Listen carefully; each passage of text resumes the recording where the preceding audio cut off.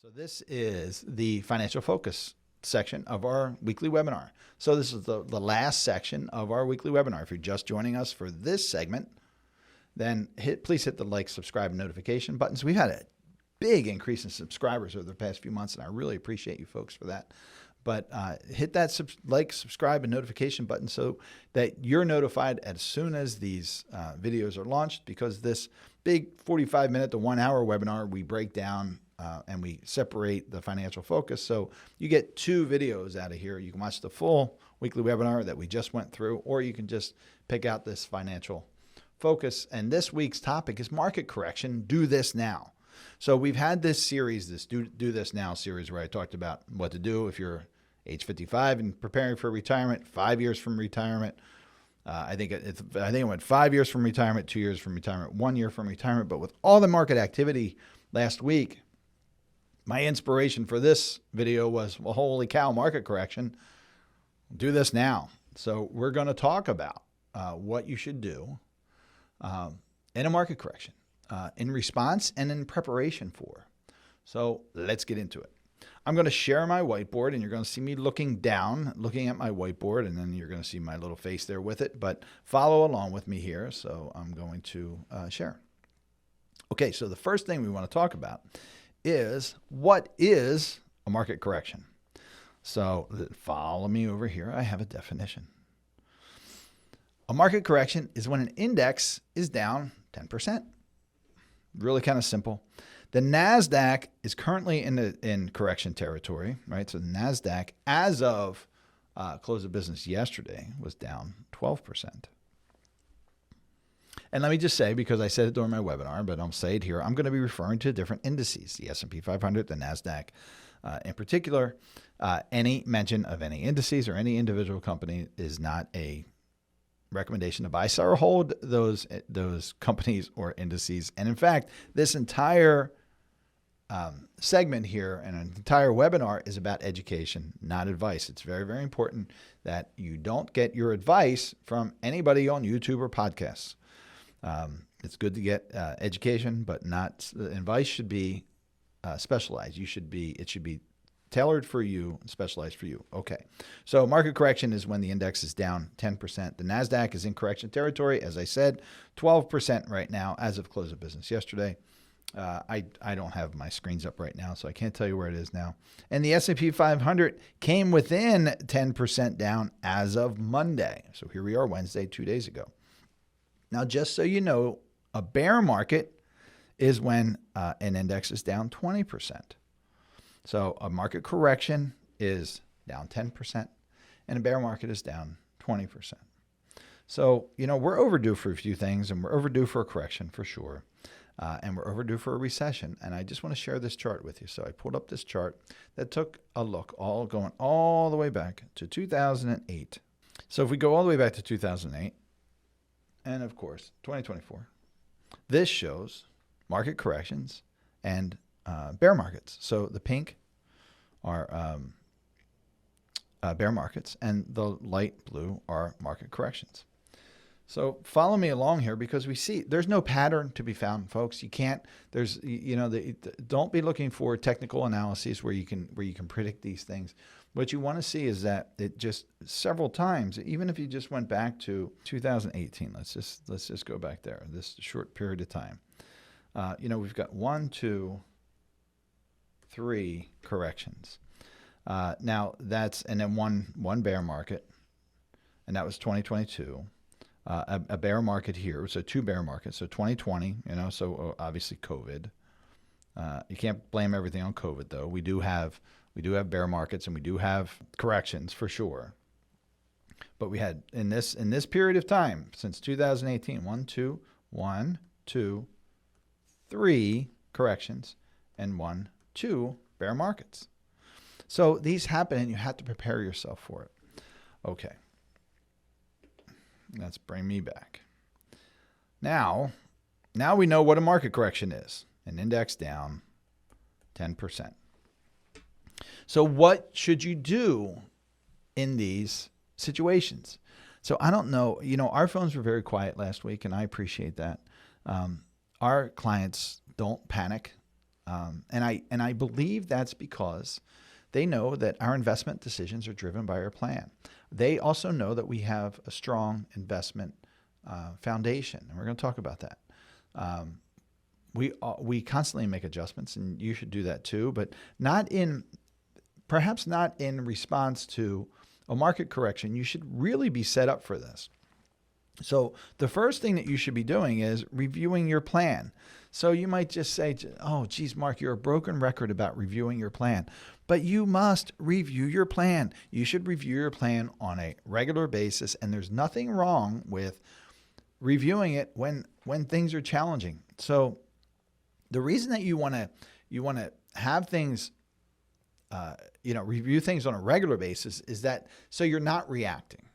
So if you know me, you know that I spent many years in law enforcement, and I was in the military as well. So when you're in law enforcement, you do, and they talk about when the stuff hits the fan, right? So when somebody's giving you a hard time, or you're engaged with someone in a negative way, or heaven forbid you end up in a firefight situation, you rely on your training and experience. So you respond with things the way you're trained and the way you constantly do these things.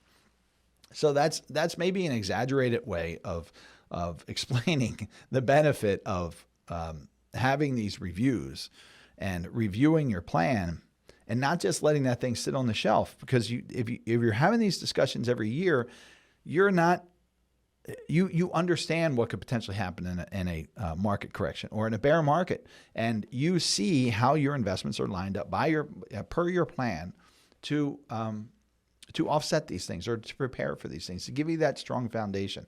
I hope that makes sense. So it's just like, you want to rely on your training and experience, just like we did. Your training and experience is, hey, I review the plan every year. I see what we're doing. I learn from my team what's happening, and the experience is, okay, I've done this every year. I've seen it. I hear these checks that are in place every year. That's really your training and experience. So review that plan. Ensure your foundation is solid. I've often given this example. When I was first out of the Air Force, I worked at the San Francisco Hilton. I remember standing on the roof in the San Francisco Hilton, talking to a coworker, so way up on the roof, and I was looking at the buildings around us. And there's some beautiful buildings out in San Francisco, but the person was telling me that these buildings are built in a very architecturally different manner than most in most cities. They're built with the idea that they're occasionally going to have earthquakes. So I think it's a Transamerica building, but one of them is built kind of on a big ball bearing so that the building can move and it'll crack, but it won't fall down. That's how I think about our foundation for investments. We know that there's going to be times that the markets are down and parts of the investments are going to going to not have positive returns, and we're going to see negative returns.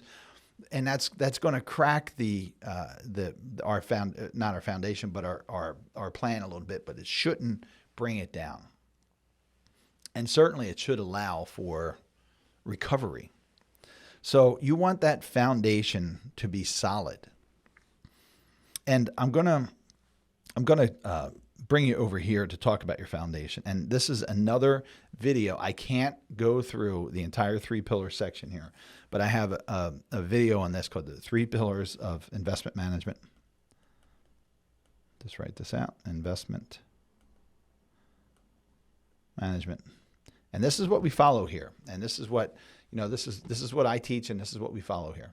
So the 3 pillars of investment management are, number 1, asset allocation. So whether it's intentional or whether it's happenstance, you have some sort of asset allocation. It should be intentional. Your asset allocation should be intentional. Where the pieces of your pie are invested and how they're invested. Number 2 is principal protection. We believe that for most people, a portion of your investment should be in something that in any given year, the worst return you're going to have is 0. So you can have positive returns, but you'll never have negative returns. So that helps you by never having to climb out of a hole. So when the markets are like this, right, you're basically erasing these. You're erasing these holes. a portion of your investments. We typically use a third. So 1/3 of your investments should be in something that's principal protected. And there's a few different options that can answer that need. And the last is account segmentation. And let me just go back to principal protected. You not only want this principal protected, but you want effective growth as well. So we refer to it as safe and effective, right? Because if you just hide it underneath the mattress, it's not going to help you. So we typically recommend up to a third. Sometimes it's a half, but be careful not to over allocate into these principal protection strategies. Number 3 is account segmentation, and this gets really, really complex. So most people, all professional advisors, stockbrokers, whatever you want to call them, 100% do the asset allocation. Probably about 50% of the folks, the planners and folks like me out there, also incorporate some level of principal protection. Hardly anybody does account segmentation because it is a tremendous amount of work. And I can feel my staff nodding their heads right now, but I'm just going to give you a snapshot on what account segmentation is. And remember, this is your foundation, folks. You build that foundation with these 3 pillars: account asset allocation, principal protection, and account segmentation. Account segmentation says instead of taking just some derived allocation portfolio from maybe some risk questionnaire and saying, geez, I got a 60-40 portfolio, 60% stocks, 40% bonds, and the bonds are going to zig while the stocks zag. It just doesn't always work that way. And when you're taking money out of a portfolio that's down on one side or the other, and you're taking withdrawals for expenses, right? You never get to recover from significant market drops. So remember, a market correction is 10%. Well, that doesn't feel too bad. But I want you to think about what I said, and if you weren't with us during the entire weekly webinar, the S&P 500 last week was down just over 2%. The Dow Jones was down just over 2%. But people were panicking a little bit. Not our folks, our phones were quiet, but people were getting panicked. Everybody starts talking about the market again. The NASDAQ is the only index that's in true market correction. So we're not even there yet. Now a bear market is down negative 20%. And go back to this chart here with me. It's a common occurrence. So just in the past several years, since 2018, right? So almost 6 years, we've had 2 bear markets and 3 market corrections. So it's not an uncommon occurrence. So account segmentation says instead of having one portfolio that's some derived portfolio allocation, 60-40, 70-30, whatever it might be for you, we create individual portfolios for when you're going to need funds in your lifetime. Again, this is very detailed. I'm not going to go into all the details. You can see it on a video. If you're just listening to me on the podcast, and I'm Not a Guru podcast, you can see what the whiteboarding. I'm whiteboarding right now these different things, and you can go to our YouTube channel and view the whiteboard. But what I'm illustrating here is I have a portfolio above and then multiple portfolios below along a timeline of years. So these are your years, and let's just say for retirement. Instead of saying that one portfolio is going to sustain us in the 20, 30 plus years of retirement, we're going to break this down into individual accounts that slide into these slots for your funding. So when you see here, I have a section that's showing just 0 to 3 on my whiteboard. And now I have dollar signs underneath it because that is the amount of money needed during that period of time. So if your amount of money that you need in the first 3 years is $200,000, we're going to put that in a very conservative account allocation. And we're going to keep these accounts separate because psychologically we need to be able to point to those accounts when the stuff hits the fan and the market is down 30%. You know that your first 3 years, your second 3 years are well protected, that there's not going to be a lot of volatility. There's actually no volatility in this, so there's no risk of loss, just interest. Thankfully, today we're getting still very good interest. That will change as interest rate cuts start to happen. But right now we're averaging almost 5% in that first segment. We refer to that as segment 1, and here we have segment 2 and segment 3 and that's an S, segment 4, segment 5. And this is typically our legacy longevity when we go out 18 plus years. What does legacy longevity mean? Legacy longevity means that is money you're likely not to need during your lifetime, but it's there for you if you want to spend it during your lifetime. So this is typically the legacy longevity all the way out here in the 18 plus years. That's typically our most aggressive allocation. And the segment 1 is our most conservative allocation. And then it expands as you move out your timeline. So it becomes, your allocations become more aggressive the further out you in time that you're going to need those funds.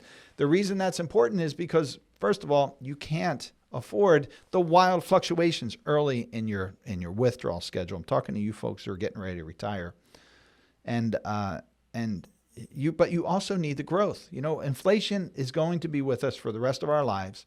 Where 100-year inflation average is 3.5%.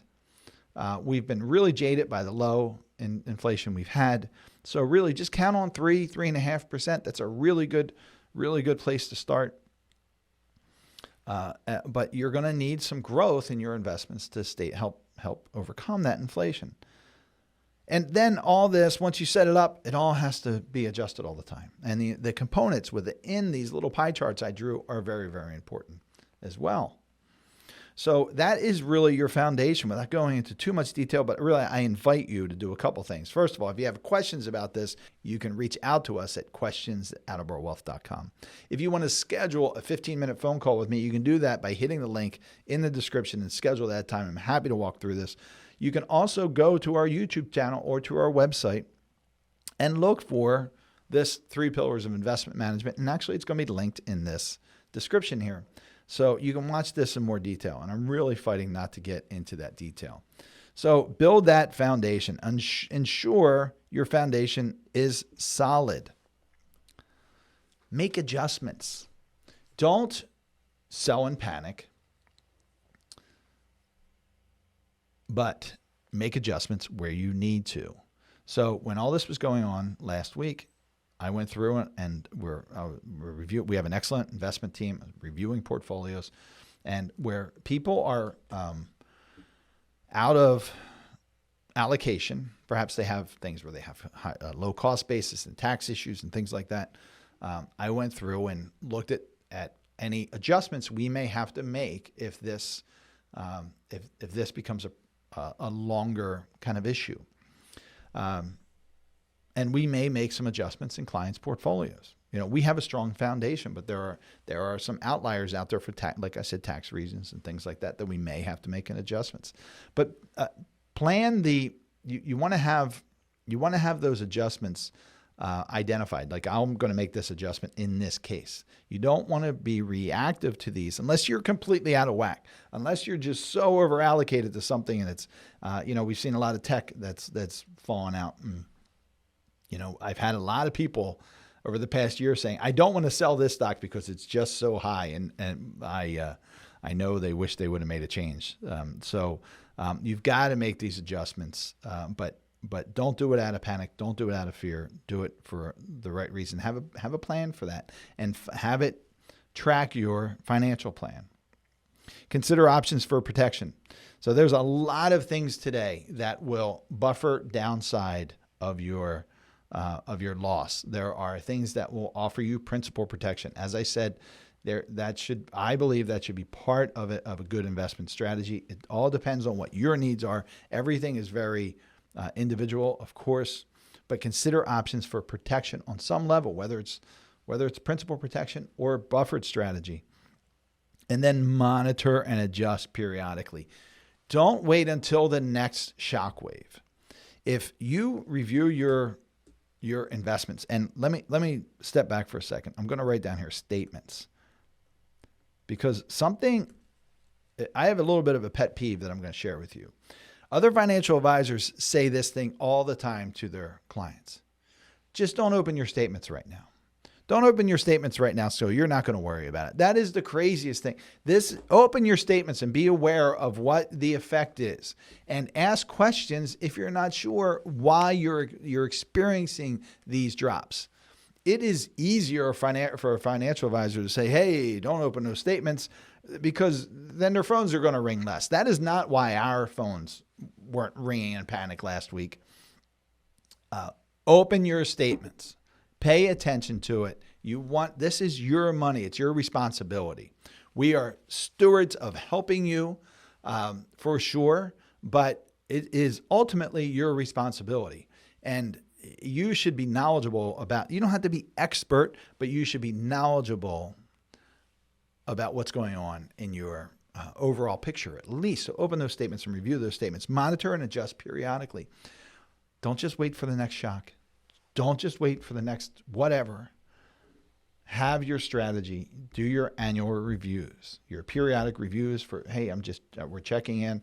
How are things running? Do we need to make any changes? And of course, that annual financial planning process. You should review your plan. How often? Well, every single year.